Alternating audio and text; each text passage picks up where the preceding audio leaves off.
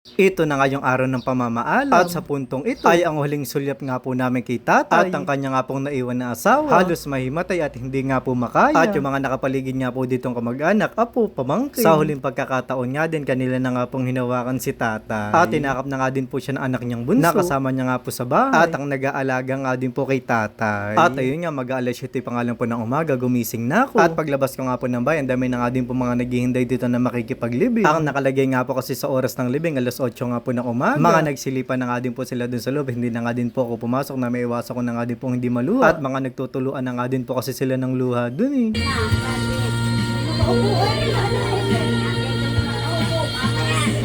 Ay, grabe. Sobrang sakit na naman nga po ng araw na to, no? Hindi pa nga po nakaka-recover sa isa. Ito na naman nga po tayo.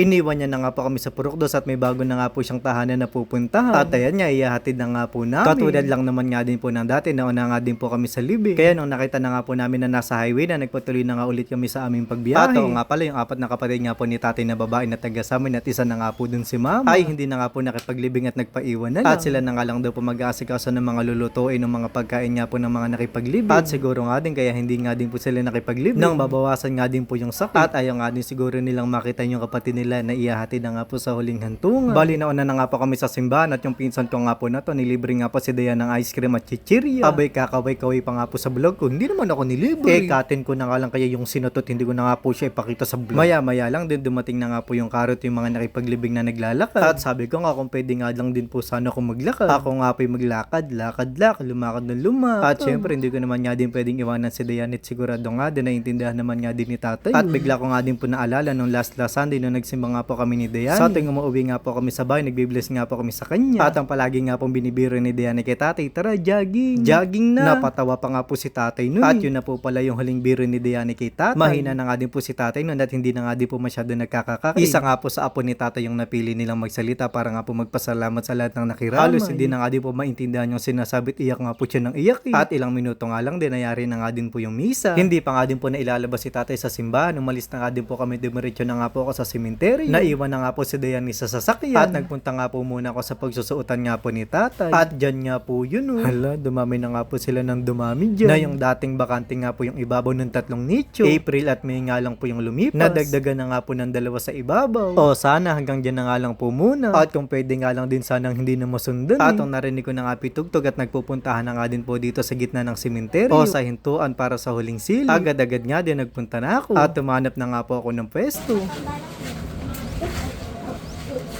Tatay, katulad lang din ng asawa, mga anak, mga apo mo. At isa lang din ako sa dami-dami mong pamangkin. Na ako nga'y lubos na nagpapasalamat dahil naging bahagi ka nga ng aking buhay. Hindi ko man nga maisa-isa pero marami ka nga din nagawa para sa akin. At lahat nga na ngayon ay mananatiling nga sa aking puso't isipan. At kailanman hindi ko nga malilimutan. Tama na dun at dito na nga lang po tayo na isusuot na nga po si tatay sa kanyang magiging tahanan. At sa hindi pa nga po nakakaalam, yung katabi nga po ni tatay na yun, si nanay na nanay ni ate. At pangwalo na nga po si tatay na nakalibing. Hindi naman nga din kami kaagad umalis at hinintay nga po namin hanggang masara nga po yung nicho. Hanggang sa muli tatay. At tayo magkikita-kita pa sa kabilang buhay. Pero wag muna sa ngayon na. So paano hanggang dito na lang muna, magkita-kita nga tayo ulit sa susunod na kwento pero hindi na sa ganito.